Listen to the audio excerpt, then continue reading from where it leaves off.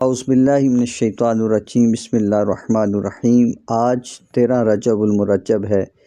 حضرت مولا علی شیر خدا رضی اللہ تعالیٰ عنہ کی ولادت بسعادت کے دن سے موسوم ہے۔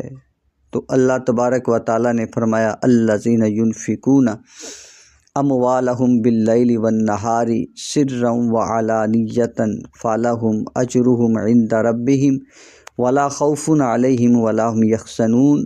وہ لوگ جو رات میں اور دن میں پوشیدہ اور اعلانیہ اپنے مال خیرات کرتے ہیں، ان کے لیے ان کا اجر ان کے رب کے پاس ہے۔ ان پر نہ کوئی خوف ہوگا اور نہ وہ غمگین ہوں گے۔